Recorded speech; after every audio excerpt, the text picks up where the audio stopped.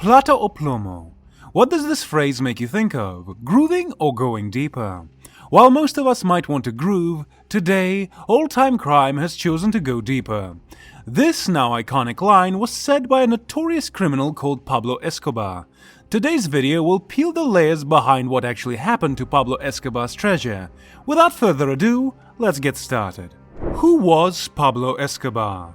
Born in 1949, Pablo Emilio Escobar Gaviria was a narco-terrorist. He's the perfect epitome of the statement from rags to riches. Despite his poverty-ridden childhood, the sky was the limit for the young Escobar. He had his eyes set on the president's seat since his childhood. However, his fate was painted black when he was forced to drop out of school due to financial constraints. From selling fake lottery tickets to later being called the king of cocaine, this street criminal has done it all. It's wise to say that his hunger for money gave him all the notorious titles he proudly carried until he died in 1993. Before we get into the juicy details of the Medellin cartel, we must first take a glimpse into Escobar's career trajectory. Since money was scarce, he first needed to find a source of income for himself. It was at this time the 16-year-old started repairing bicycles at cheaper rates. He managed to do so by successfully rummaging through the streets for leftover parts. It was with this money that he recruited his first alibi, a Lamberta motorcycle. With more money came more greed. He began to explore new ways to satisfy this greed. In doing so, Escobar opened doors to the world of commercial theft. He started by reselling stolen tombstones and later upskilled himself to professionally robbing his victims at gunpoint. What does a business do upon its expansion? It hires new employees. That's exactly what Pablo did. His first employee was his cousin, Gustavo. Together they escalated matters from robbing people to robbing their cars. It is at this point we see a tiny dip in his graph. Caught red-handed during one such expedition, he lost several months serving time as a prisoner at the La Ledera jail. Escobar had come too far along his criminal career to repent and change his ways. It was somewhere around this time that he dipped his hands into the drug trafficking industry. Of all his careers, being a professional kidnapper ended up being the first goose that laid the golden egg.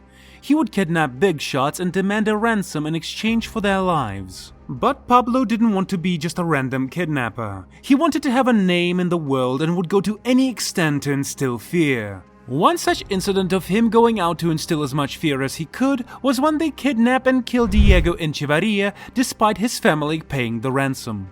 Colombia had just discovered its potential in the cocaine industry. It wasn't long before Escobar found his way into it. He was keen on harnessing the monetary benefits of the industry. Now would be a good time to bring another character into the story, Fabio Restrepo. Restrepo was one of the few drug dealers dealing in cocaine. He gladly accepted Escobar to be his partner in crime, initially by transporting coca paste, a vital component used in the production of cocaine. It didn't take him long to go up that ladder and become a smuggler himself. Just in case you haven't caught up with Escobar's character, nothing annoys the men more than mediocrity and underutilization. Escobar could smell the mediocrity, having climbed into the tower with Restrepo and sharing the same view. He found that the kingpin, who was in the cocaine world for far longer than him, only sold 40 to 60 grams of cocaine a year.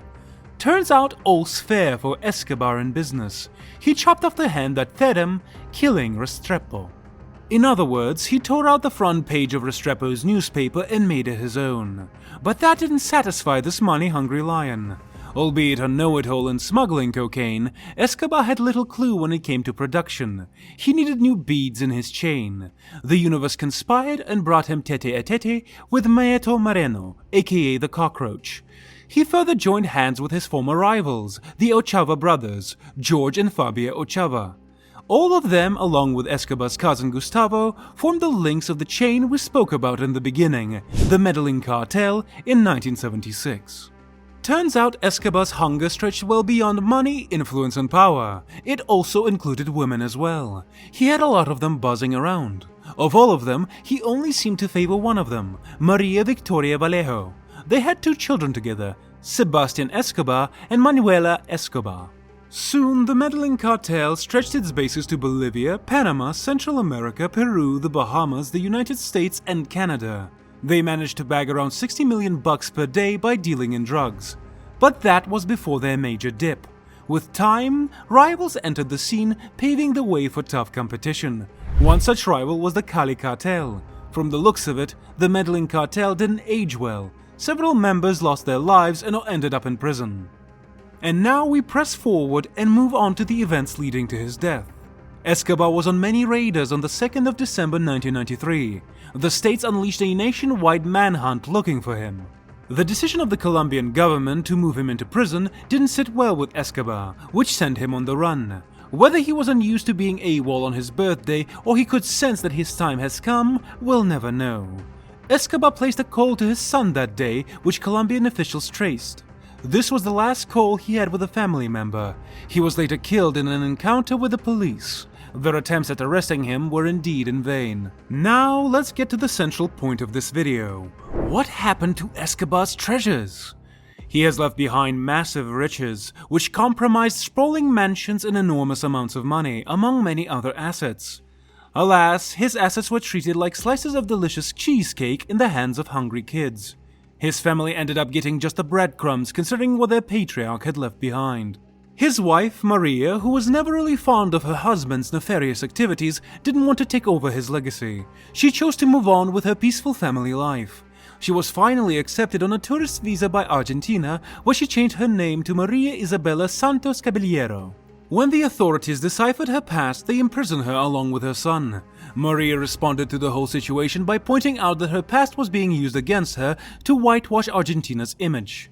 She was later acquitted of the charges of money laundering pressed against her. She chose to stay in the shadows until she came out with her book titled Mrs. Escobar, My Life with Pablo.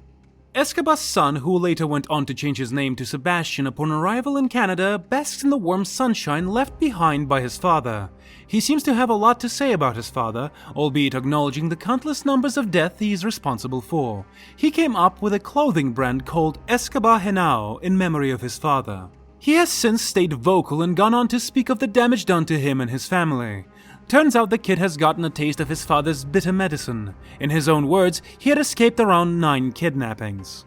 Being the youngest member of the Escobar family did not make Juana Manuela Marroquin Santos immune from trauma. Like other members, her life was tarnished by her father's black-painted media representation.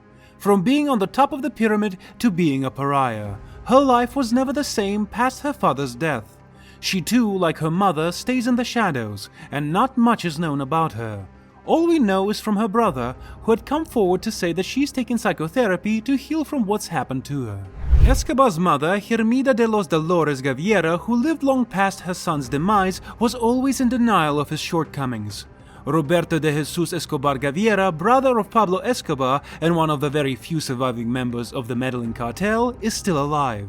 His sister, Luz Maria Escobar, can see the yin and the yang and vice versa, leaving flowers at his victims' graves. And with that, we come to the ending of this video.